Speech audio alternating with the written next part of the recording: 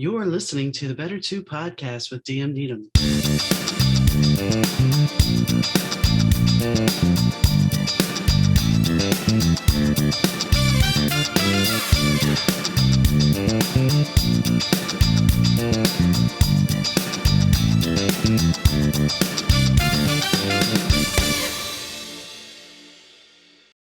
Hi, gang. Donna here. Thanks for tuning into the Better Two podcast. Today's guest is John Wayne S. III.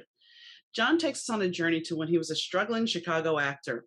He had made the choice to work with a photographer. He had begged and pleaded to work with this one photographer. But at the same time, he got a call to be a feature on a little TV show called ER. You may remember that show back then, George Clooney and all. Anyway, he takes us on a journey of his choice and what he decided to do, and if he actually ever looks back and thinks about that choice. We end up talking about the universe and so much more, as well as his feature that he has recently produced and is available on multiple streaming platforms, Ebony Hustle. So enjoy the show. This episode of the Better Two podcast is brought to you by Kitty Mystic and DM Needom, author of My Days with the Dark Muse, as well as Love is Worth Waiting For. Hi, John. How are you doing today? Oh, pretty good. How are you doing? I'm doing okay. Now, in your information you sent over to me, you said that you had Chicago roots. Where are you located now? I live in Texas. I live in Houston particularly. I've been here for about 16, 17 years. I came here to work on a show for Fox. After I did, it was a courtroom show. After I did that for a cycle or so, I realized I didn't want to be cold anymore. So then I went back to Chicago. It's kind of funny because I moved up here to become an actress. So, from New Orleans. So there you go. It's like everybody thinks, oh, I need to move to Los Angeles to follow my dream. Not really anymore. Yeah. Not really. I realized that once I realized I didn't want to be cold, and I also realized that everywhere is a plane ride away. I could just go on a plane and go places. Most definitely. Most definitely. So you had an opportunity when you were in Chicago to take on a featured role on ER. Yes. But so you had to make a choice. So how did this all come about? I mean, I know how it works, but for the listeners at home, they may not. So before getting behind the camera, I was an actor and I did a lot of movies and television and stuff like that and commercials. So I got a casting director this is before ER was the big show that it is now. It was just a show they was shooting there for him to see. You didn't know what was going to really happen, but it was just a show. And a casting director called me and said that they wanted me to do a bit part for an ambulance driver. And the day they wanted to do it was on the day that I had scheduled this shoot with this photographer, which I have been trying to get this guy to shoot me for the longest. And so when she said it, I said, oh, I got something to do on that day. And she's like, well, I said, I take some pictures. I said, she asked me, did I want to still do it? I said, no, I think I'm going to take the pictures. And she said, are you sure? And I said, yes, I am. So confidently, As I look back at this today, I think about, I was young and not really seeing the bigger picture. And sometimes you make those decisions. I was just telling someone else a similar thing that happened at the same type of moment when I started to do direct music videos. I come from the day where we have VHS tapes. So you have to send all these tapes to everybody. And so I sent one to Cash Money Records, which is where Lil Wayne is at. I sent it to, this is before they got the deal with Universal. And so I sent him the reel. He calls me back and said, I like your work. Do you want to do some music videos? And I said, sure. He said, but I want to tell you, we're not doing music videos in film. We're doing it on video. And I come from film. And I said, okay, fine. I said, I'll call you later. And when I got off the phone, I said, I'm not dealing with that. I'm not dealing with doing videos on video. I'm not dealing with that. And then like a month or two later, they got the deal with Universal.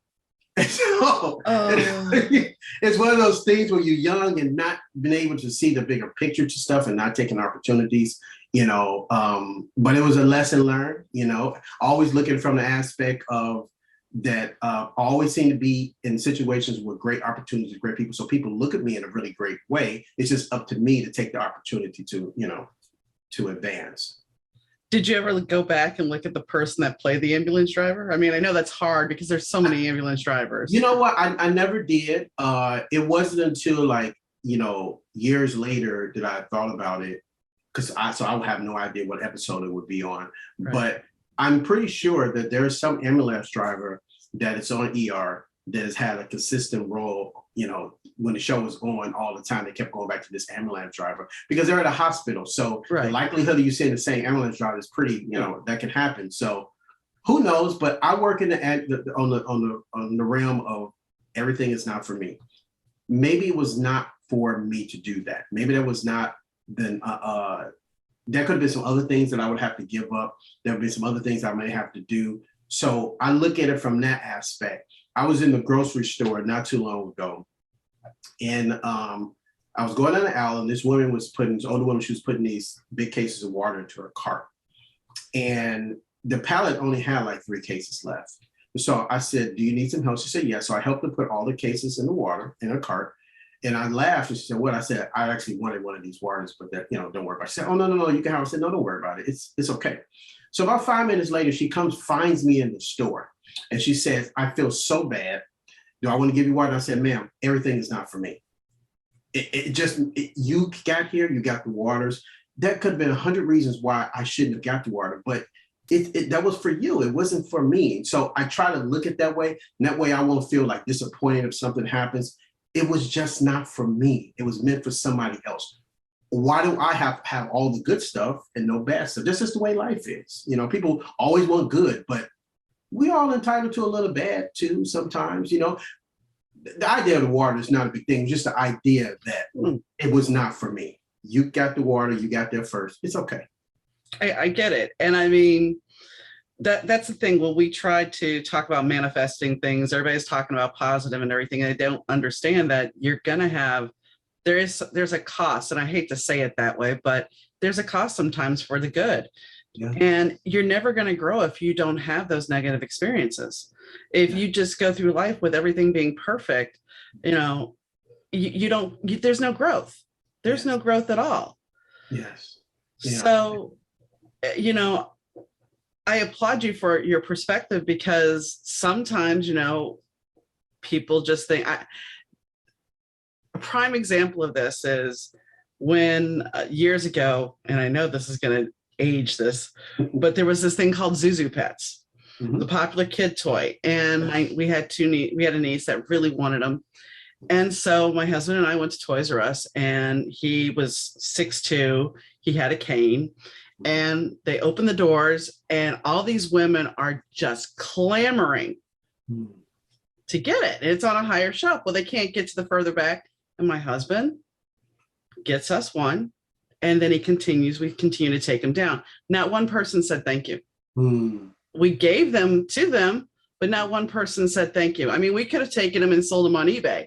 Yes. But we got what we wanted, and that was all that matters. And the only thing that I would say is somebody's got gratitude, like she chased you down to give you water. Even though you may not have accepted it, you could still see that she did have some regret and gratitude that you helped her.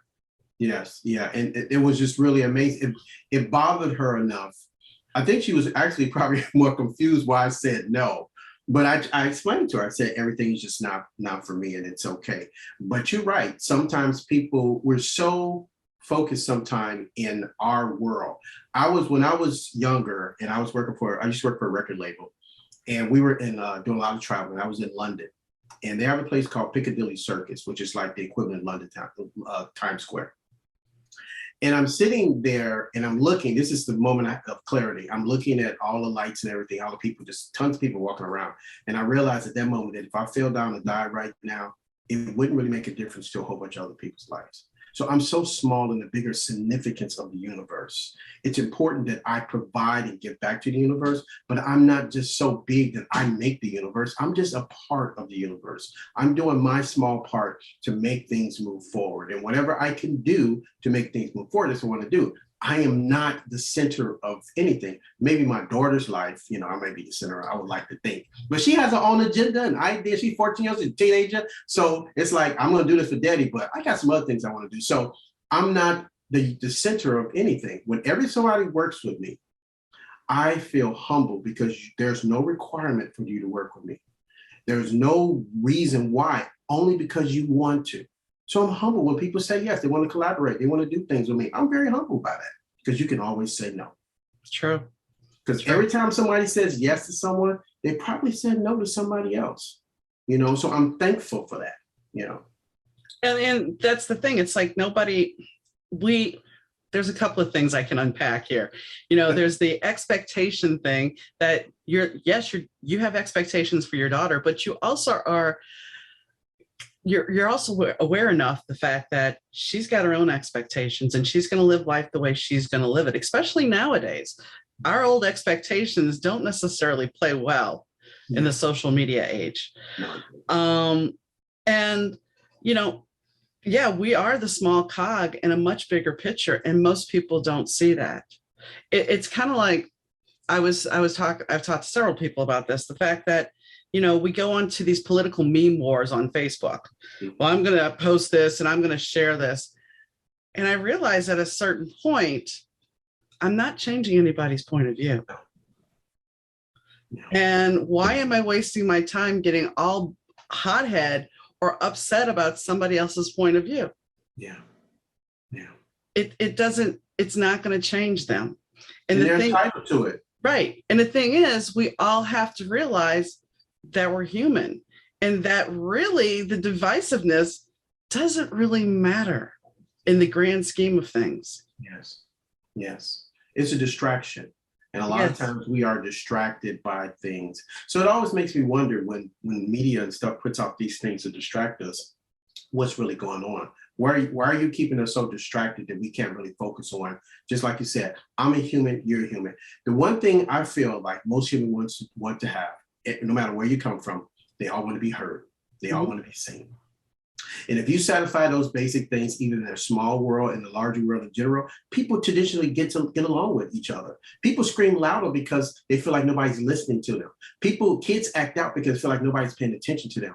People do vile things because they feel like nobody understands them. So if people spend a little bit more time either being kind to people or just listening, or just like when you're in the store and just saying thank you, those things, people can deal with big things.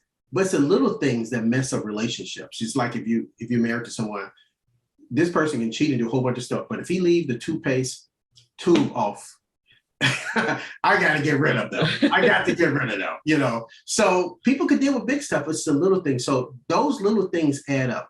And if we understand the thank yous and holding the door for people or just letting them get all the water, that means a lot to people and their biggest significance in their life. And people always trying to do the grand thing, or I always use the example of this. As humans, we believe that we are so important to the bigger scheme of things. But what if your whole point, let's just say, for example, let's just use President Obama.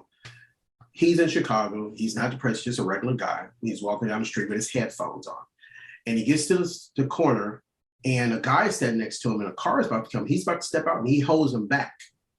And he says, hey, what happened? He said, oh, this guy was the car, but he's okay, thank you. And they go on about their life. What was that your only purpose in life?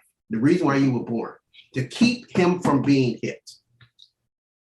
You're preaching to the choir here, because I can sit here and talk about the fact that when we were moving into this house, I was carrying out a glass doll cabinet and the lid fell off. The glass lid slid off and shattered on the stoop at the other house. And my husband's like, just leave it. And I'm like, no, we're not going to just leave it. Let me pick it up because there's kids in the neighborhood. So I picked it up, cleaned it up, finished loading the car. And as we were driving, there was a light that turned yellow right in front of the college, one of the community colleges here. And I hit my brakes, and the idiot behind me, who was doing 60 because he was rushing to a court date to prove that he had insurance for a motorcycle accident he had been in, rear-ended us. Now, had we not been there, because as soon as the light changed, this kid pulled out right in front of us, he would have been T-boned, possibly killed, if not seriously injured. So, and yes, the accident affected my husband more than it affected me, and it had issues. But the fact of the matter is, it's like he could still function. He was still alive. That kid, and while we're playing what if, there's a good chance at 60 miles an hour, a side impact, T-boned, you're not going to survive. And if you do, you're going to be seriously injured. So I completely understand that 5 seconds difference leaving the house can change your life. Mm-hmm. And people don't look at that. They don't see that necessarily. Mm-hmm. They don't pay attention to just the world around us because we spend so much time being disconnected to the world around us. We're getting feed from so many different places that we don't really, because your body and the universe will tell you. You know how times when you keep leaving the house and coming back for stuff, the universe said, hey, you're going too fast. Mm-hmm. I need for you to be somewhere at a certain time, but you keep trying to go fast. So I'm going to keep sending you back to the house to get this, get that, get this, until you can kind of slow down. You know, and you're right, because there are times where I've met people, I've gone to the grocery store and I've seen people I ain't seen in a long time. And if I hadn't done whatever I was doing before, I wouldn't have seen them. If I had just been 1 second or turned my head slightly one way, I would not have seen them. So sometimes you just got to kind of stop and just kind of like live at the moment and stop being such a rush. I try to do that. I really honestly try, but sometimes life just, you know, makes decisions for me that I don't necessarily want to make. But, you know, it's like anything, being on a path. As long as you have a path, if you fall off, you can get back on the path, you know. Mm-hmm. So that's very insightful. And sometimes that whole breaking the glass thing, at the moment, you're upset about it. Mm-hmm. But it was, when you saw the glass was half full instead of half empty, it makes you, you know, reflect. It really makes you reflect. Well, and I mean, you know, going back to what you're saying about the grocery store, I had gone down to New Orleans to visit family, and we were going out to this place that's about 45 minutes outside of New Orleans to go have some seafood. And it's not in a popular place. It's just like this little man shack is this little small town where there's not a lot of people. And my husband and I are driving out there, and I said to him, you know, out of everybody I wanted to see, I wish I could have seen my Aunt Sandy. Now, mind you, I'm meeting my uncle, her ex-husband there. They don't, I mean, they talk, but they don't hang out. So we get there and we go ahead and get our table because we're waiting. And I go in the bathroom and I look in the mirror and there's my Aunt Sandra. And I'm just like, Aunt Sandy? And she's like, yeah. So it was just kind of like, how weird if we would have been later, if we would have, you know, I wouldn't have seen her. If I would have got up to go to the bathroom in that moment, I would not have seen her most likely.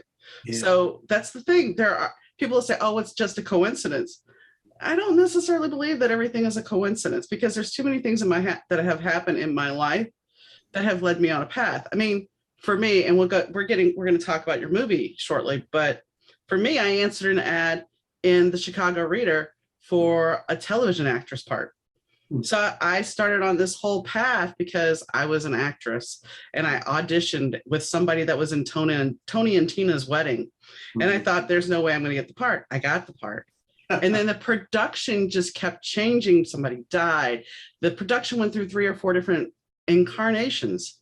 And finally, I was a line producer. The last production we did, I was the line producer, which the line producer then entailed catering and making sure we had all the props and the scripts and paying bills. And basically, I was the Girl Friday of the crew. Yes, I understand. I know you do. But, and that's the thing. It's like nobody understands how much work goes into, I would say, any kind of creative endeavor. If you're trying to really put stock in it, if you're a writer, which I know you are, if you're a television producer, all those things, you know, while it's an hour of your time to enjoy it, it takes a lot more time to put it together. Yeah. And a lot of times when people don't understand how long it takes to bring things to fruition, you know, once you get to the point to where somebody says, yes, I think we're going to do that, the whole process of actually getting it done. I remember I did a commercial in Chicago that I produced and wrote, and I shot it in my parents' house. And this time, this is early in my career, they really didn't understand, you know, what is he doing? He just, you know, and they left and they came back later on the day, we were still shooting. It's like, wow, how long does it take to shoot a 30-second commercial? Because they think in their mind, it's 30 seconds. I said, Daddy, it takes a lot, you know, more than what people know, you know. And so the whole process of producing that idea of come up with a creative concept that you can bring to life is a process within itself. I tell people that most of my time is, although they see me shooting stuff and everything, that's like 15% of my time. The rest of it is computer, paperwork, and meetings. I do that more than I do anything else, just so I can have that moment, those couple of weeks of actually shooting something, you know. when we shot the TV show, I mean, I used to joke that it was a 24/7 job, and everybody's like, no, no. And when we wrapped production, half the crew went on a camping trip. I went home. I ended up with the flu and sleeping on my couch for 3 days because I wore myself out. But you want to know something? It was the best summer job I ever had. I know. I mean, there's nothing like seeing your creation. Yeah. So I have a question. Did you do any extra work on The Negotiator, My Best Friend's Wedding? Either of those movies? No. Just curious. I'm 51, so I'm 54. Yeah. So it's like the movies that I've done, especially during that time I was doing, that's like I worked on Heaven Was a Playground, Gabriel's Fire. So it was doing that particular area. So most people don't even remember those movies. Whatever. And commercials that I did, stuff that don't come on anymore. But it was doing doing it. I was younger, so this is like 30 years ago. It was what made me move into behind the scenes. A couple of things. One, I was going to, because I wasn't trying to be a filmmaker. I was trying to be. I wanted to be a doctor. I wanted to be a gerontologist. And so I was in school, and it was like I needed to start figuring out where I'm going to go to medical school. And so this production manager called me and said that I had left a message on the answer machine for an independent movie. And I was like, no, I didn't. She's like, yes, you did. And at the time, I was a manager at a parking garage. I was going to college and I was manager at this parking garage in Lincoln Park. And so at the time, I had just lost my job, which I was very heartbroken about. I was getting unemployment. And I always liked movies and stuff like that, And so I was like, what can I lose? I'll go in. It was what, second assistant director's position. So I went there with a suit and tie on, talked to the first assistant director, which after about 5 minutes, you realize I couldn't help him do nothing because I didn't know how to do anything. But she called me back about a week later and said, I can't give you that job because you can't help us. But I have a production assistant's job in the art department because the guy that they hired, he was from Canada and he didn't have a U.S. driver's license. Truth be told, mine was suspended at the time. So, but you always say yes and you work it out later. Well, and here's the thing. That is the nature of the entertainment industry. I mean, how many things? Oh, I rode a horse once. Yes, let me put horseback riding on my resume. But here's the thing. Once again, no, here's an opportunity and you jumped at it this time. You didn't say no, and it changed your life. It did. And I worked on that movie. Ironically enough, this is just the way the universe worked. It was director George Tillman's first film out of film school. He did on Man of Barn. He's done all the barbershop movies, done the tours. He's done a lot of big movies since then. But he did this movie called Scenes for the Souls, his first film out of film school. I didn't know who he was. I was just working on a movie. I met another guy on there who didn't go to film school either. He went like a community workshop for filmmaking. And during this time, if you want to do music videos, you either went to New York or LA. You didn't go, there was nobody in the middle of the country really doing music videos. But people were spending lots of money. People spend like $20,000, $30,000 for songs that weren't even on the radio. So we decided that we were going to do music videos. So we started doing all these music videos.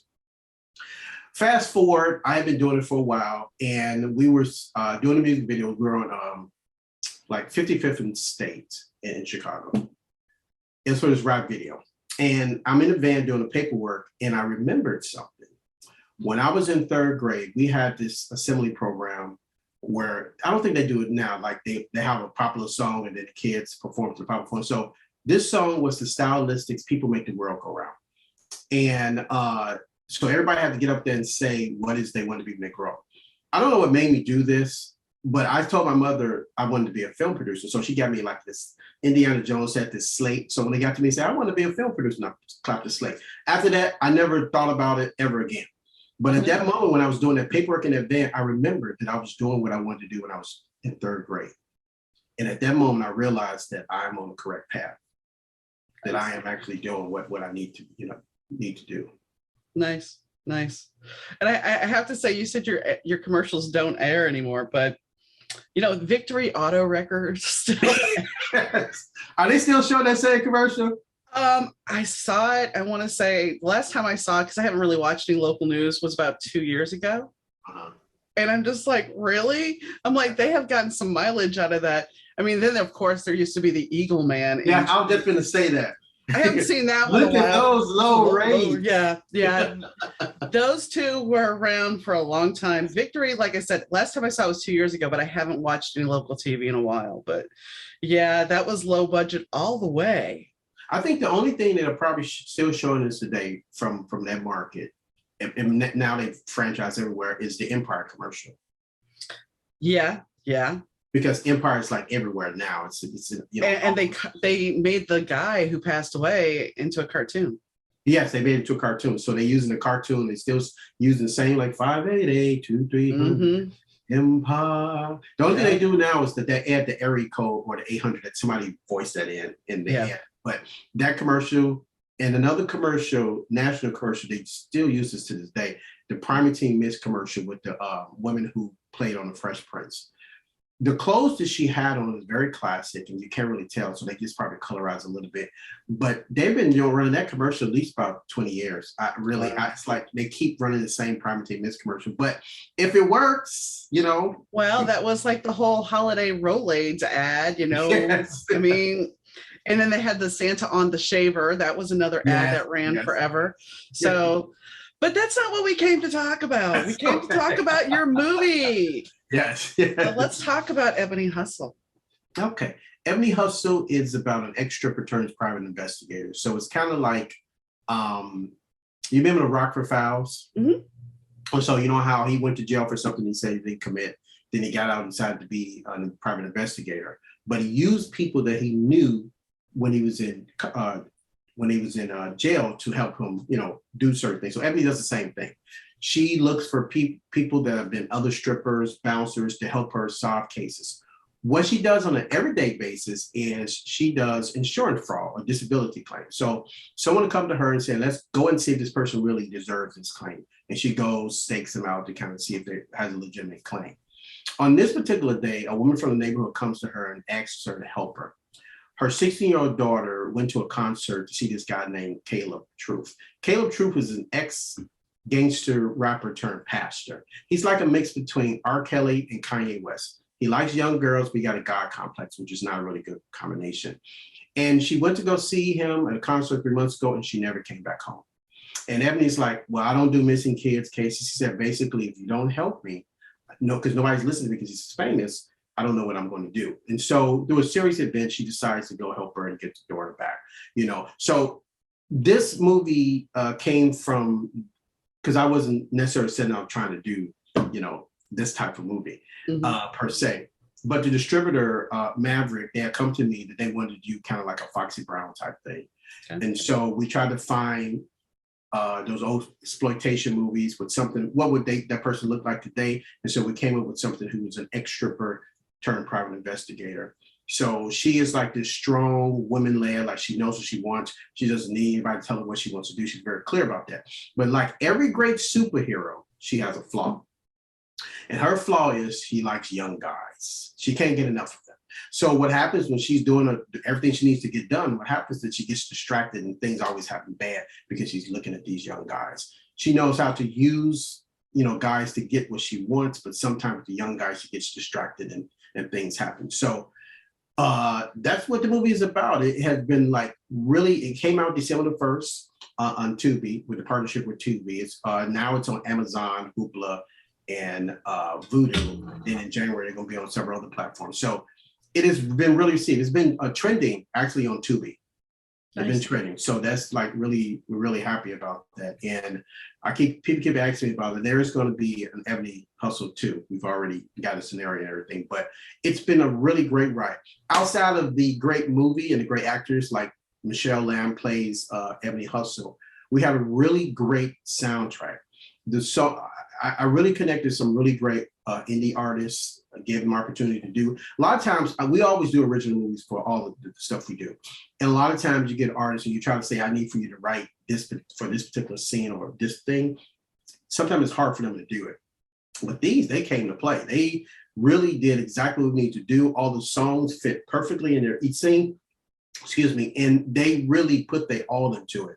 I'm proud of the movie, but I'm really proud of the soundtrack and things we did. The other thing we did with this movie is that a lot of times, most movies have a lot of product placement. You see product placement in most big movies. And most of the time you get your script and you send it to an agency, and they usually find people, who pretty much can pay the fee, whatever you're trying to pay. But this time I wanted to do something different. I didn't want to rely on the agency. I wanted to place product placement in there that made sense for the scene. That was not so obvious, but I wanted it to make sense. So we reached out to, I probably talked to 200 or 300 medium to small businesses that have really strong products and really strong social media. And we partnered with them. So we were able to find 9 companies that products are integrated into. From there's a guy in Guidance Whiskey in Kentucky. There's this guy on West Coast, a young guy, he's in his 20s, that owns a head gaming company. Okay. So it's a variety of different, there's a couple in Atlanta that has a vitamin, not just putting a name on something, they actually manufacture vitamins. So we tried to find people that would work really well with what we're trying to do, but at the same time that it would make sense to the storyline. So when you go look at it, it's not so, it's like, none against Transformers, but you see Transformers and they're fighting in front of Taco Bell, you Yeah. No one's going there. This is, Ebony is exercise, she takes her vitamins. That's something normally somebody would do, but it's from the vitamin company, Yeah. So we really tried to do, so I really wanted to try to make this project to really come together for people. A lot of times when you do movies, people are so focused on getting the big names and the big stuff on there, but there are a lot of great small to medium-sized companies who get really great product, and they just need the exposure because they can't afford to pay those fees. This movie was done for less than $20,000 in 7 days. Wow. We put with marketing and 6 episodes, it was 200,000, and that was back in 1997. Yeah. So that's incredible that you were able to do that. Yeah. So I've done movies. My other movie I did, Red All Over, we spent a lot of money on that one. But this movie, the fact that it only cost about $20,000, a little bit more than $20,000, and we did it in 7 days, that was like really a really big thing, and I can't even stress enough the crew that worked on that. You know how you work on something and people come and they're working on a project because basically they just want to get the check. When somebody says yes to me, they're not so much buying into my product, they're really buying into whatever I'm trying to do in the bigger picture. So these crew people that worked on this set, they liked the idea, they liked the story, they liked where I was going and see the bigger vision. So we didn't have really big budgets to work with, but they came to work every day, really long hours. They came to work every day. And I'm so appreciative of that, because I don't think just the feel, if they hadn't come there and had that feeling of a family or of one group and team, then I don't think we would be able to do it within that period of time. Well, that's the thing. I mean, I know exactly what you're talking about. If you don't have that team and that unit spirit when you're doing these kind of productions, it falls flat. Yeah, it does, because I mean, I was willing to do what I did for that amount of time because I felt like I had a family. Mm-hmm. It wasn't necessarily, even though it was a lot of work, it didn't always feel like work, because number one, you got to participate and see something build and something grow. And then you had the camaraderie. Mm-hmm. So I get that's really hard to get. That's really hard, because I've worked on lots of things where, you kind of like, okay, let's just come to work. And I worked on some things was like, man, I can't believe this is over with. Can we do something else next week? Because I don't want this feeling to end. And that's like, in the day and age where people are so disconnected and people are really so focused on what they're doing, to try to find that way, that little capsule, that time period is really hard. And we did this movie during COVID. Wow. We did this during COVID. And but we're still in COVID. Yeah, technically, yeah. I guess we are still in COVID. So this was before they had vaccines. They didn't really know what they were going to do. And there were some things we couldn't do in the story just because a lot of places were closed. But, like I tell my writing partner all the time, I tell her that when we're shooting something that don't go right, I say, the only people know it's me and you. Nobody else knows. The audience is like, why didn't they go to that 7-Eleven down the street? Nobody knows. Only we know. So it's okay, As a writer, I understand. And now for the trailer of Ebony Hustle. If you're on our YouTube channel, you can check it out. If you're listening to the podcast, well, head on over to YouTube. If you don't find him guilty of something today, I'm gonna have my cousin do your job for half of what I pay you. I need you to go and get my baby back. Please help me. The people love the guy, and I love him back, wholeheartedly. Caleb Truth really is the truth. I know that girl. Found something, but every God I know. Need that.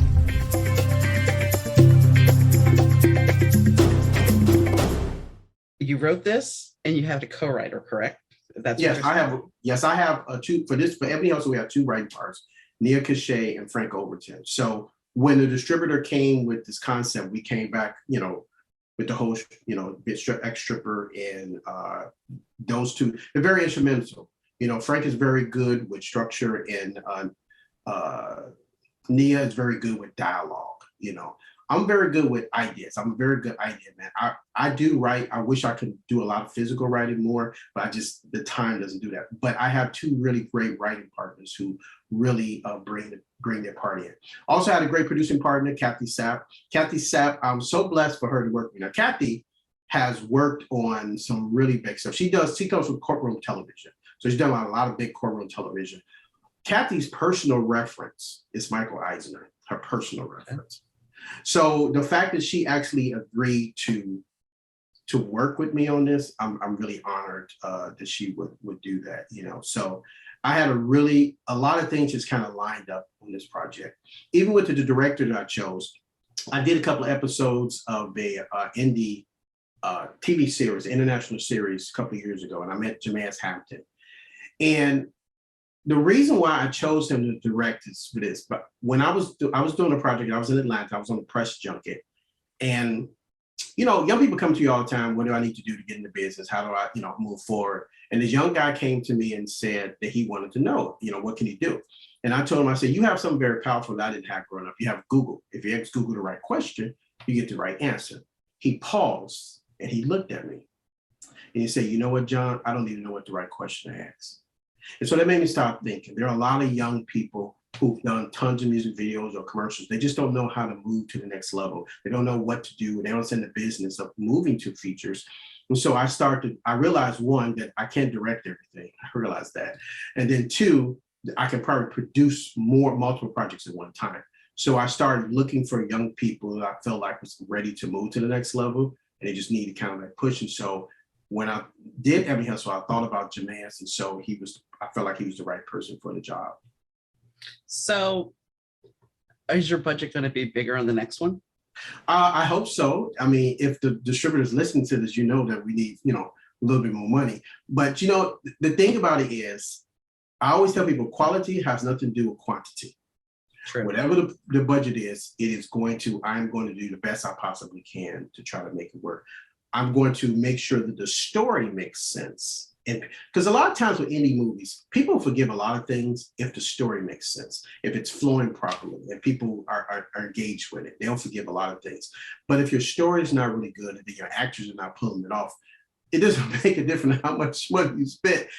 They're going to be like turned off from it. So I try to focus on the things that I can control. I can control story, and I can control getting the right actors to play those parts. And if I do those things, everything else will kind of come to where it needs to be. I mean, there's a movie Disney put out years ago called John Carter, and it's a very, very cinematography. And I remember my husband and I started watching it, and I think we got a half hour into it and turned it off. And I mean, it just doesn't matter if the act, like you said, if the acting and the script aren't there. I don't care how pretty it is. Although I will say, The Cell by Jennifer Lopez is a very beautiful movie. Mm-hmm. It's a very bad movie, but it's a very beautiful movie. So you can watch that movie and look at it visually and think it's a piece of art, but the movie itself is not that great. What is that movie? Disney did that other movie recently where Ava DuVernay and Oprah was in it. Oh, A Wrinkle in Time. That was a really nice looking movie, but I love the book. The book I love. I absolutely adore the book. I read the book when I was in school. Mm-hmm. I did not like the movie. But the funny thing about that is the first time they did it, it was a flop. So I'm not exactly sure why would you do it the second time. It's been way Why? more. Well, they redid, what was it? Fantastic Four. The Fantastic Four movie. How many times have they done that? Well, the Fantastic Four movie, the initial one was good. The Mhm. second one was the Silver Surfer was kind of in. Then they redid it, and it's just like I didn't even finish watching it. My husband did. He's like, well, they could have like cut out 2 hours of it and just had the beginning and the end, and it would have been fine. So I mean, it just all depends, and it's like, okay, the Pirates of the Caribbean movies. The first one, it was really good. The second one wasn't too bad. I enjoyed it. The third one wasn't too bad, but then you're starting to get long in the tooth. And guess what? There's another one coming out. Is it? Allegedly. But Johnny Depp's not supposed to be in it. Oh, how does that work? I don't know. Yeah, when they do stuff like that, especially when you got somebody who's pretty much carrying the whole picture, Mhm. how do you do that? You know, I mean, Hollywood is really a lot about intellectual property. How can they manipulate the intellectual property they already own, which I do understand. And so if you already own it, what can I do without having to acquire additional, I can kind of do whatever. I get that. But a lot of times with a lot of executives in television and film, they're not, I realized this when I came to Houston to work on this corporate show. I realized that networks and even big record labels, although they traffic in creativity, they're not creative places, they're corporate places. And so a lot of times executives, this is probably the reason why I've done so many music videos back when I was doing music videos, because I worked at a record label and I knew everybody who commissioned music videos. They want to make sure that whoever they get to do the video, that they'll give them some money and they come back with something they can show their boss, because they don't want to lose their job, they don't want to use their 401k, they don't want to use their PTO. So it's about trust. It's not about how great, even though I think I'm a decent music video director, it's about trust, you know. And a lot of times it's very rare that executives take that leap of faith because they're afraid that if it doesn't, people won't forgive them for it. It takes a very brave person to incorporate either new talent or new ideas. A lot of times they just kind of remanufacture stuff because the numbers are there that says that this would do well. But for someone to be a trailblazer and say, hey, I'm going to use this new guy or this new girl, or I'm going to do an idea that they have not done before, it's very rare. And we don't really get those things, you know.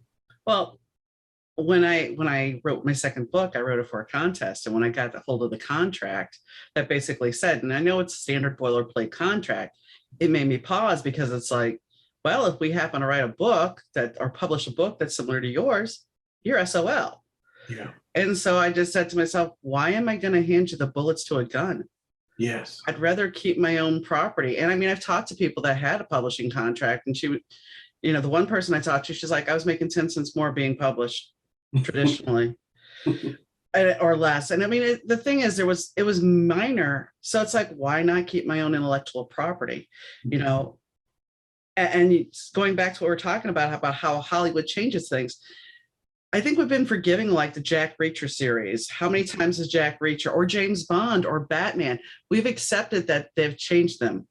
Doctor Who even. I mean, Yes. I like, see, Tennant's my Who. I mean, Tennant will always. I'm a baker. Okay. My husband was a Baker guy. I didn't tune in until the new series.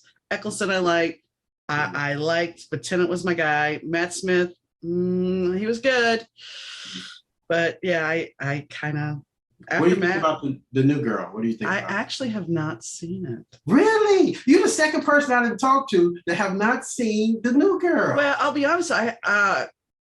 Peter's episodes, I think the last time we saw one of those, or I got to see it, was when he was playing like the rock god. Mm-hmm. That was like the last one I saw. And then I think we got rid of cable and started streaming. And it was just like, that's why I haven't seen it, because I'm streaming now. I don't. Well, you can get it on BritBox? AMC Plus. AMC Okay. Plus. Okay. AMC Plus will let you do it. BritBox will do it, but not in the US. Only in the UK Okay. you do it there. But if you go on AMC Plus, you could do it. The thing about Doctor Who, I've been looking at Doctor Who since I was 7 years old on PBS. What I loved about Doctor Who is that it was a very cerebral show. Mm-hmm. It was not one of those shows you just like, I'm gonna look at Doctor Who today. If you never see anything else happen, it was like, I'm confused about what's happening.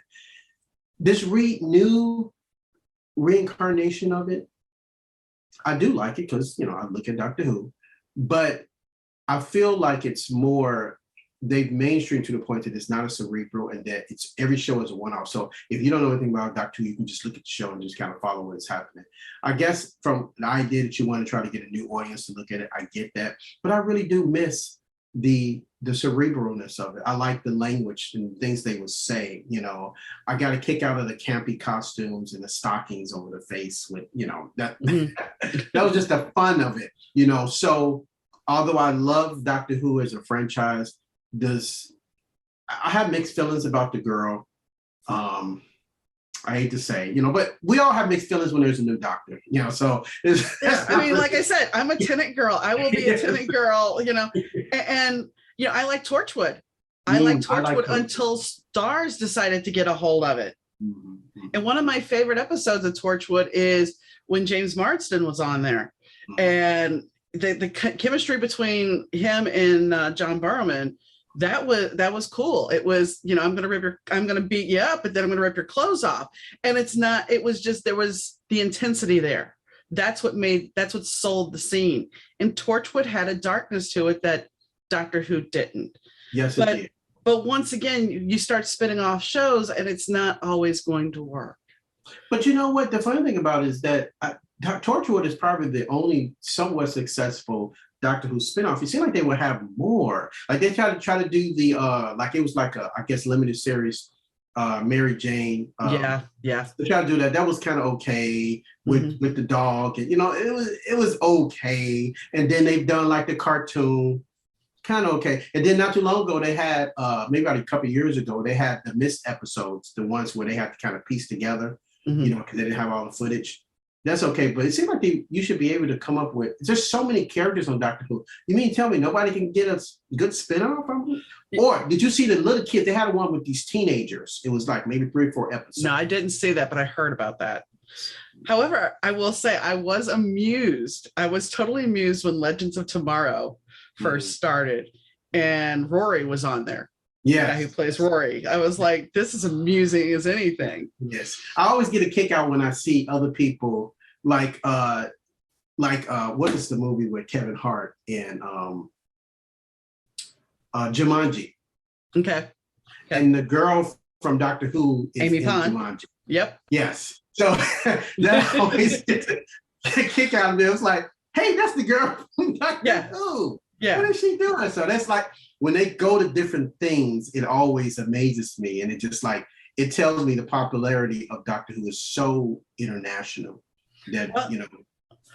I can't think the character's name. She was in Tennant's episode. She was a companion after Rose. She was the doctor. And now she's on Chicago. I know it's not Chicago Hope, but it's one of the Chicago Med or whatever. One of those. Really? Chicago, yeah. Nadja Freeman's her last name. Okay, So, I'm gonna have to look it up. Yeah, because I was like I will sit there and go, oh, I know that person, and so I totally get it. Back to your movie. So you've made it into some film festivals too, haven't you? Yeah, so we've gotten 12 film festival nominations. We entered a lot, but we got 12 nominations and 2 wins, all the way from the movie to the trailer to the music video. Nice. We've really gotten a lot of traction with it. It's been seen pretty much all over the world. We even had one of the festivals they showed the movie at Pinewood Studios in the UK. Oh, wow. That's a big deal. Yeah, it was. I wish I could have went, but we were like, we couldn't go to the UK at the time. So so it has really been received really well. And the thing about it is that a lot of times when people see the movie, they guys are intrigued by the fact that it's about an extra, so you know they're gonna go look at it for that. But once they see this actually a story, then people are really intrigued by that. It's like, wow, it's actually a story, and then I get all this, you know, other banter about how they like it and everything. So it's really turned into a word of mouth type thing. You know, that is really where the movie's at. It's really at a word of mouth thing, and I'm really blessed. And I cannot speak enough about the actors, from Michelle Lamb who played Ebony, to Jess Mitchell, that really connected really well with the character Ebony. And this is really, I've worked on lots of things in my 28 years in this business. This is probably the one thing that I would be most proud of for a very long time, because everything just pretty much just kind of lined up and people just really came to work, and it was just so well received, considering the fact that it was not a movie I was trying to do. I was not trying to do like, hey, because everybody has like lists of movies. I got tons of movies and stuff, ideas I want to do that I'm talking with other distributors about. But for something that I was not on my radar, it was not in my plan to do during that time, I'm very I guess it's just one of those things where you really have to be open to the universe, bringing things to you, open to the idea. Because when they first said it to me, I was like, no, I don't really want to do a blaxploitation type movie. I really don't want to do that. But I had to kind of like sit back and think about it. And I said, okay, I think that we can do a spin to this. I think we can meet in the middle of what they need and then what I feel like I can give them. So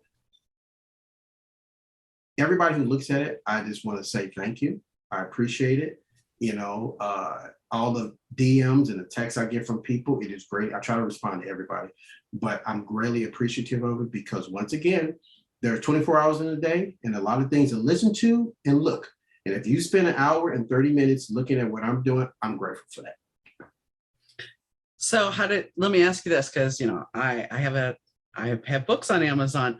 How is it on the film side of Amazon? Is it as I don't want to say painful, but I mean, is there really a financial benefit to being distributed through Amazon? So we go to a distributor. The distributor pretty much takes care of all that, but just from the things that I have done with Amazon. So the thing about it is that when you put out a project, before you start to do anything, you have to determine what do you want to do with this movie, or what do you do with this TV series? What is it that you want to go? What is your expectation? What is it that the realistic idea where you feel like you want to be? And I categorize projects in two ways. Do you have children? I had 2 stepchildren, so I mean, kind of. All right. So you're in the house. You got the kids. You have 2 kids. So one child can't go outside. You're very protective of them. They stay in the house and just look out the window. And the other one is out in the street, running around, going up the block and everything. Projects are either the kids you keep in the house or the kids that you let run down the street. Mm-hmm. And when you go to a distributor or you go with a streaming service, you have to make a determination. What do you determine is success?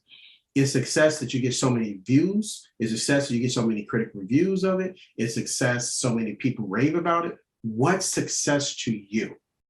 So if your idea is that you're trying to use this as a calling card, yes, the streaming services, many eyes as you could possibly do, you want to get it out there. But if you're trying to get a critical acclaim, then you probably need to go to certain services and certain distributors because that's where their focus is. So I ask filmmakers all the time, well, what child is this? You keeping this? If it's in the house, then you're going to keep it hard. I don't want anybody to change it. But if it's the kids you can play on the street, make a name for yourself, then definitely go there. So Amazon is good with that. Like any streaming service, it's about marketing. What is your marketing plan? What are you going to do about that? Because it's just not this. If you just put it up there, I guarantee you, very few people will look at it. Yeah. Very few people, if any. And then probably all the people because you tell them to look at it. But if you want people to really engage with it, then you really have to have a marketing plan on how you plan to do this. It doesn't have to be, a lot of times people feel like you need to spend exorbitant amounts of money. You just got to be strategic about who you talk to and what's your general plan. Like, for example, with Ebony Hustle. With the 9 product placement companies, it's just not me getting product for them. It's a marketing partnership. Mm-hmm. So every 3 weeks, there's a new company where we do this. We have a scene from the movie. Like the first one with Guidance Whiskey say, who called Ebony after she had her shot of Guidance Whiskey and a coffee that morning? So that means 2 things. They have to go look at the movie to answer the question, and then they come back and put the answer online. So they get the stream, the product gets the recognition. So now they got to go back and see the product in there and they make the connection to the product. So we're going to do that for like 9 companies. Nice. So that's a constant, all these social media, they have at least about 10 to 20,000 followers across the social media platform. Some have lots more. But every time, 3 weeks, when we have a new little clip, a new advertising, they see that to that particular audience. I couldn't ask for more. So if you've got 30,000 followers on your social media and you post that there, those people would never saw me. They don't know me. They wouldn't know nothing about my movie. Now you just put them in front of your audience. The next 3 weeks, I go in front of this product placement company. Hey, here's a question about your product. Go look at this movie. I'm constantly creating new audiences every single week to push it forward. And you have to have some type of agenda doing it. If not, it's just going to sit somewhere. Right. And I get that as a writer, because that's where I fall short, is the marketing. But yeah, just books are my baby. So I completely understand your analogy. Mm-hmm. The fact that you took on smaller companies, because I guarantee you, Coke would not be pimping you out. You know that. If you went with a bigger company, they're not going to sit there and do this with you. Where with you're dealing with somebody that is a smaller upstart, they're willing to hustle, because it's all about making that connection and growing that business. Yes, yes. And it's so important. Like anything, it's about people do business with people that they like. They connect with people that they like, and they feel like it's a vested interest in them to participate. I talked to about 200 different companies, so everybody didn't say yes. I guarantee you, some people, you send them a message or email and say, hey, I want to do product placement movie. They're like, okay, somebody's playing. There's nobody wants my product in the movie for real. And so once you get past all of that, what I usually do is once I actually get them to respond and we're having banter, I set up a Zoom call with them so they can see I'm a real person, that I'm not just making something up. And then the thing about it is, which it makes a lot of people don't understand, I don't charge them for it. I don't charge them. Because I figured that we're going to both help each other. Now, in the future, when we do other stuff, obviously, if we grow, then, there'll be some money in between us. But for the start the relationship, to show you the vision of what I'm trying to do, I think that's more important than anything. Yeah. And I mean, it's a very important way to build a relationship and to have them come back and participate again. Yes, yes. Yeah, so they're all eager, they're all happy. I see the responses, like, oh my God, I'm so glad it's out. And I've been telling you, I can't pay for that. There's no way for me to pay for that type of excitement, that partnership with them, to get people to look at my movie. Because me just going to people and say, look at it is really not, my social media is only so big, but all these individual people encouraging other people to look at something because they feel good. They already believe in their products because they buy it. And now they're telling them to buy into something else. It's priceless. Yeah. It's worth its weight in gold. Yes, it is. So go ahead. No, go ahead. I'm finished. No, I was going to say, when is your planned production for the next movie? I mean, I know you got the ideas, but you got to write a script. So we have a couple of things. COVID has slowed down a lot. The fact that we got the movie done is great, but we're behind, and because of startups, and then we had to stop because of COVID. So the next movie that we do plan to do is a movie called False Prophets. False Prophets is about it's about a woman whose father owns a church who sets up this Ponzi scheme. She goes to people who tells her that if your credit is bad to do a house, if you pay me a certain amount, I guarantee you get a house, which is all a Ponzi scheme. And so she goes and it's based off actually a real story. I believe it. Loosely. There was an MSNBC episode on American Greed. Okay. About a woman who did that. And so it's kind of loosely based off. It's not exactly the same because I don't want to take the woman's story, but it's kind of based on the idea of that. What she uses the money for in our story is that she's having a lesbian relationship with this woman. Okay. And the reason why that's important is because the movie starts off where she's engaged to get married to this guy. And they're all in the church. And the guy, she wants to have premarital sex, and the guy doesn't want to do that. He wants to wait. So now she's sexually frustrated. So she goes to her sister and says, I need help. I need to find a trainer so I can get into this dress. And she suggested someone to her, and to make a long story short, she ends up, having an affair with this woman. So it's a lot of intrigue. It's a lot of moving pictures. It's a lot of moving levels. There's her older brother and sister who are part of the church. They're also part of a singing group. So it's a lot of music involved. And so we're hoping that in January we can start shooting that. And we have a couple of television shows too that we are working on too. So everything seems to be moving forward, as long as, after Christmas, the president doesn't come down and say, we're all locked back. Well, that's what I'm fearing, because they're talking about how this is just spreading so quickly now. So hopefully we won't be locked down again. But yeah, you know what the fun thing about it is that this week I'm taking me and my daughter, we're going on a cruise. We're supposed to go on a cruise for Christmas. And I am like, I'm really anticipating going, but at the same time, I think today the president is supposed to have a conversation about COVID. So I'm not exactly sure what he's going to say about that. I don't know. And all we can do is hold on to our hats. Yeah. I mean, it's like a never ending nightmare. Yeah, it is, so I'm considered fully vaccinated. I haven't got the booster shot yet. They said they were going to reformulate the booster shot so it would work better. So I guess we're waiting for that. But I don't know. It's one of those things to where you just kind of like, I don't want to put my life on hold, but at the same time, I have to move forward. But, since we talked about the universe so much, maybe COVID, think about how it's changed the job market. Think about how it's changed a lot of things, the way people interact, the way, it's opened up a whole new world for a lot of people, but then again, it's also made people stop and go, okay, what really matters in life?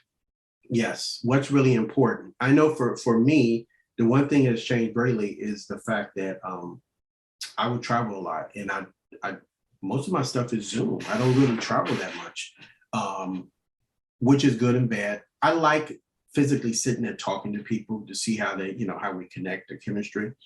The other thing that it has done is that I spend more time at home with just my family, just basically having conversations, not that we didn't really talk before, but when you're around somebody, you get to really know them, because you don't really go and do a lot of the things you're out and events and stuff like that. You spend more time with your family. So that is probably really important to me. So I think we will come out of this, whenever we come out, with some positive things about connecting with each other and what's important.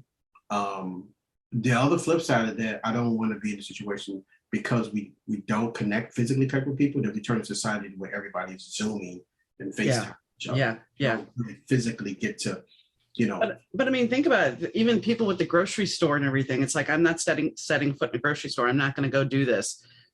But you are losing that physical connection. I haven't been out to eat in a restaurant since 2019. Really? Oh. And I'll be honest, I have not been vaccinated, but I am one of those people that are immunocompromised, that my doctor has said no. When she decides, because I have really bad allergies to medication. So at a certain point, hopefully, either we have herd immunity or I'll be living my life as a hermit for the rest of my life. I hope not. But it's one of those things where I can take the vaccine, but I don't know what's going to happen. My thing was, because I didn't initially go and take the vaccine. My thing was, and I had to my thing was the fact that the FDA hadn't approved it. And I said, when they approve it, then that's when I take it. Then they approved it, so I already didn't have an argument anymore. So I had to get it. Okay, so we talk about the universe. So I was going to schedule my appointment for the vaccine. I was sitting there, and I knew I had a doctor's appointment later in the week. So I had the time picked out. I was going to click to book it, and something told me, wait. And so I waited, and I went to my doctor, and she's like, oh no. She's like, you are one of the top 10. I am scared to take this vaccine at this point for you. And she works at a teaching hospital. So for her to actually say, and I've been diagnosed with some other issues. So it's like, I don't know. Because, this is a vaccine. I know that they try to say that, they've been working on these type of vaccines for a long time, and the process and technology has changed a lot. But honestly, you really don't know. You just don't know. It's not enough history in that it's for you to really know. I've taken all the other vaccines. Yeah. I've done that. So I'm not against vaccines, but it's just like, when I took the second shot, I didn't necessarily get sick. I got brain fog. Okay. And even today, it could be just I'm getting older. I don't know. But my memory of stuff, it really slips. And I have to figure out, why did I come in this room, or what's this person's name? You know, I'm a relatively good health. I don't have any problems. I take vitamins every day, you know, so I don't have any issues. But why is it that I can't remember stuff? You know, that's scary. It is. It's very scary. And I mean, that's the thing. Yeah. I've taken all my other vaccines that I have to take. It's just, you know, I was on a blood pressure pill since I was 27 years old. And in my 40s, I started developing a rash from it. Mm-hmm. Our bodies change. So if my doctor is sitting there saying, well, for now, as long as you're okay with wearing a mask, okay. And I have worn a mask since before they mandated them. Yeah. But it's something, because, you know, last October, not this past one, the one before last, I was all excited because I finally got my passport. I'm like, one day I'm going to go to London. I've been wanting to go to London all my life. This is what I'm going to do. And then now it's just kind of like, wah, wah. You know? I mean, things will change eventually, hopefully. But, you know, when you look at how divisive this whole thing has become, it's scary. It really is. Because I'm not vaccinated, I'm marked into this whole nasty thing that, you know, allegedly we were taking vaccines to protect the people that couldn't take it. Yeah. And now it's like everybody that can't take one is a leper. Yeah. I still can't. I don't know if it was Stern or Gene Simmons that said that, but they were like, they all should be shipped to Mississippi. I'm like, what? You know, the thing about it is that we're already in a society that was a lot of cases divided in some ways. Now you're really creating this whole separate society of people who can't fully participate. And I do understand the health concerns that you're trying to do and why, but there has to be a better way of doing it. There has to be a better way of communicating what needs to get done, because the communication has not been very effective. We as Americans traditionally, when the government traditionally tells us certain things, we take it at face value, but that's what it's supposed to do. But then when all this other stuff come out, you start to question who you really can believe. And that makes it really hard to move forward in life when you don't know who to believe, who's telling the truth. You know, how do you just don't know, you know? And the thing about it is they initially at the beginning of it, I'm gonna say this and stop talking about this, is that at the beginning when they were toting all these famous people, politicians, you know, who had taken the vaccine, I told somebody, I said, let me tell you something. There's a big difference between regular people and rich people. So the fact that they get the shot means very little to nothing to me, because I don't know what they're giving them. And we're not this, it's not the same. There's no like, oh, they're just like me. No, they're not. George Carlin. You said what? George Carlin said it the best, you know, it's a boys club and you don't belong to it. That's right. So you showing me, hey, this person got it. This person got it. Okay. What does that mean? They probably came to his house to give him something. I have to go stand in line with 1,000 other people. I don't know what you're doing. It's marketing. Yeah, it is. So, you know, so it's, I mean, we can sit here. I was talking to somebody about this because after 9/11, you know, you couldn't bring toenail clip, you know, you couldn't bring certain things on a plane. And my husband had a manicure kit, a male manicure kit, and they made him take out the little scissors. Yes. Throw them away. Okay. Well, we were fortunate enough to have a first class flight. Okay. I chalk this up to being political theater. Because we get down, we sit down in the nice oversized chairs, and they bring us a lovely glass, stemware glass of a drink. Then they serve us a meal with a knife that has serrations on it. Yes. And I just looked at my husband and I said, well, I guess terrorists don't sit in first class. Obviously not. They don't. They're providing you with doable weapons. Yes. They don't really see it as that. So it is political theater. It is a semblance of security, but you can't give me a glass and a knife and say, hey, you can't bring your glass and knife. Right, but they do. They do. And it's not like first class is really sectioned off from the rest of the plane. No, it's just a curtain. Yeah. I mean, unless that curtain's got some magical properties we don't know about, I'm not sure what's going on. No, it does not. I was blown away by this because I'm like, you're telling me, I mean, because some of them, like if I went to New Orleans And I went through, my underwire would set off the security. And of course, then you get pulled out. And it's just like, you're telling me you're giving me this. Mm-hmm.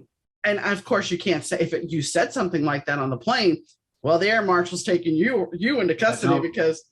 So we turn to a society where it's like, you just don't, not to say anything. If somebody goes to the TSA and they say something about bomb, don't say nothing about blow.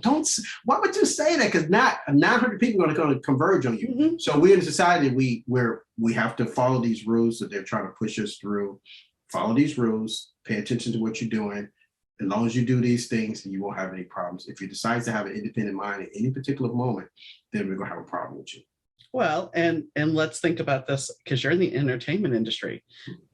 Our 24-hour news cycle is now infotainment.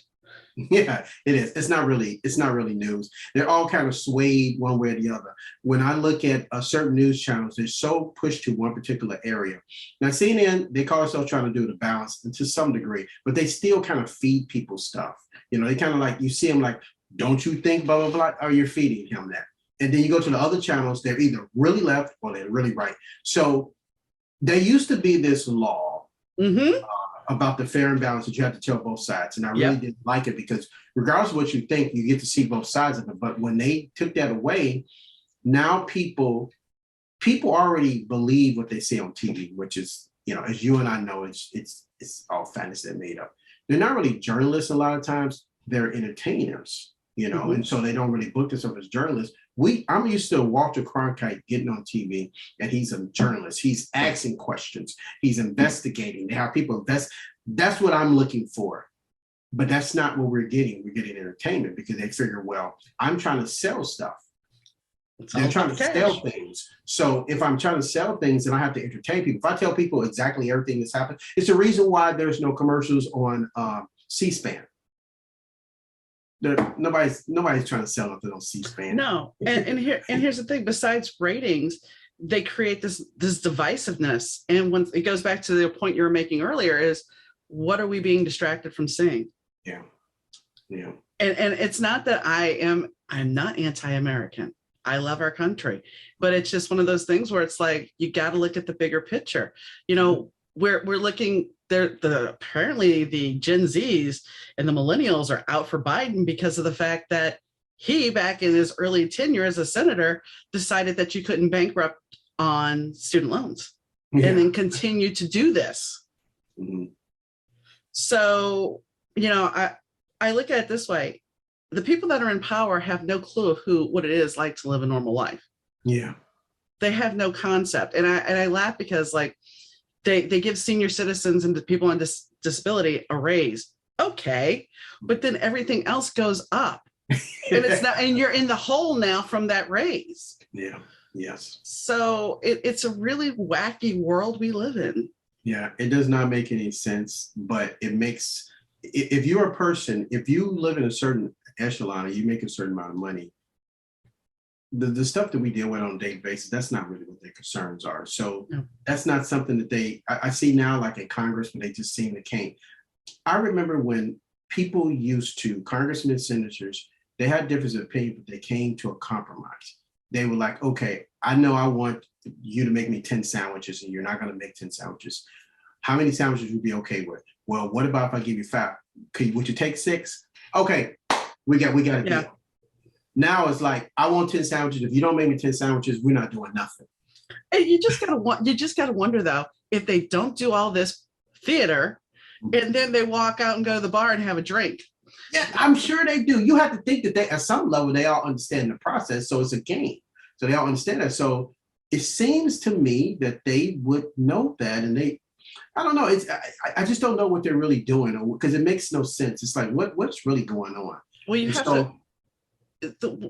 We banned bribery, but then then we created lobbyists. Yeah, so it's pretty much the same thing. It's the same thing, So when somebody is so stuck in their ways, I'm like, well, what's really going on? Is somebody trying to pay them to do something? Is somebody intimidating? I tell people all the time, if I don't do something, there's a reason why I don't do it. It's not just because I don't feel like it. It's like, there's a reason why. And if you ask me, well, this is the reason why I don't want to do that. But if you ask politicians why to do that, it's like, oh, I just don't think it's the right thing. You don't think, so you can't do anything. You can't figure out. You even teach your kids to compromise. If they go to the store and they want all these toys, say, no, just pick the one toy that we came here for. You can't have all the toys. It's because they write these bills that have all this pork in it. They have, Alec, who's writing the Republican side of things, they're not even writing their own bills. Somebody in a think tank's giving them this stuff. And then their corporate donors are going, here you go. You better please me. Otherwise you're not getting reelected. And everybody's like, oh, well, we need term limits. Why? Term limits is not going to fix it, because then they're just going to bribe the new person they're bringing in. Oh, excuse me, lobby. Eddie Murphy had a movie called Distinguished Gentleman. Mm-hmm. There's a scene in the movie where the guy asks him, are you for sugar subsidies? He said, should I be for them or against them? He said, I have money for them from the candy manufacturers. I have money against them from the dentists. So you pick what side you want, because whatever side you pick, I can get you money for it. There you go. So how do everyday people fight against that when there's so much money and push and pressure to do?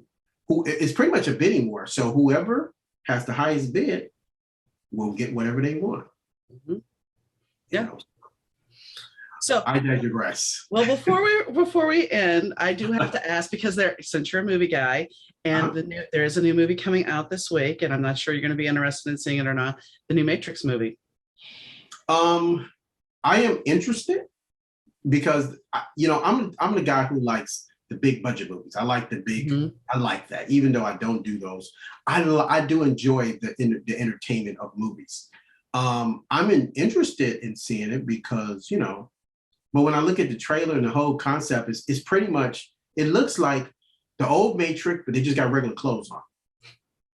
That doesn't look like. And here's the thing: the very first Matrix movie was incredible, because after I watched it, it goes back to your Doctor Who thing. It made me sit there and think on, is this reality? Yeah.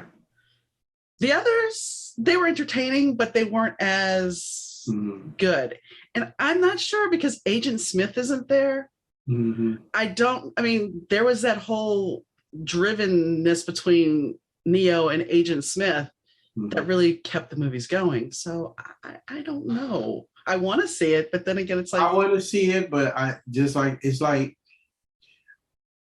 movies are, when people ask me about, am I going to see a movie? I try to make a determination between a couple of things. Is this a movie that I need to go to the movie theater for? Is this a movie I need to go to the matinee for? Can I wait till it gets on TV, or can I just stream it? So The Matrix, I would like to see it in the movie theater just because of the sounds and everything. Yeah. But if for some reason I don't do, I'm okay with looking at it at home. I'll be okay with that. But I did go see yesterday. I went to go see Spider-Man. Okay. And I did like it. Sometimes Hollywood has a way of. Spider-Man is a very action-driven movie. It's like something's happening thing. But sometimes Hollywood try to find ways to do this feel-good thing in it. So it's like, it's kind of Spider-Man trying to help these people be good again. I guess it's an okay line. I liked it because it's Spider-Man, and we pretty much have been pinned out for something really big. We really haven't had anything really big. I saw Venom. Venom was really good. But you like Venom? Actually, I just got that from the library, Venom and the sequel. Oh, okay. That's going to be my movies this week. Yeah, it's real. You know what? The first one, it's one of those things to where we talked about before about somebody taking a chance, and it's a movie that the story is good, the characters are believable. What I like about Spider-Man, this particular incarnation of Spider-Man, is that the guy who plays Tom Holland, who plays Spider-Man, I believe him. I believe that he is Spider-Man. The people in the past, Tobey Maguire, maybe, whatever. But he acts like a teenager. I believe him. And that's really hard to get characters to make you believe them. And Venom, I believe that this guy is having some issues. I believe that. And that's hard. So that's that executive seeing this and taking a chance. Yeah. You don't get that too much. No. And that's kind of why I've made a decision as a writer. It's like I'm writing my books for me. I write more or less realistic fiction. My second book was a rock star romance, but it's like most of my books aren't rock star romance. And I'm not going to sit here.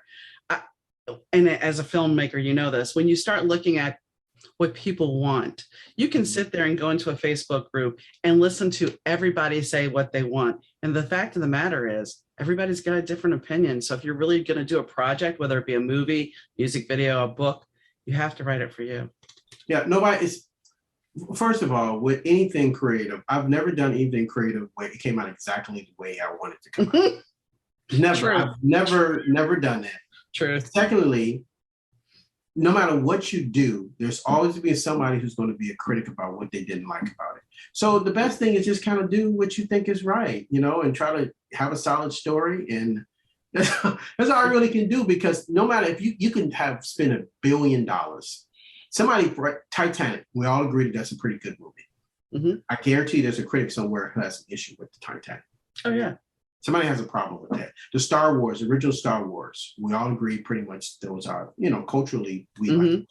Somebody somewhere, I think they're garbage. Somebody says that. I know that somebody said that somewhere, you know. So you're never going to satisfy everybody. The best thing you probably do is just do the best and just put it out there and just kind of be what it's going to be.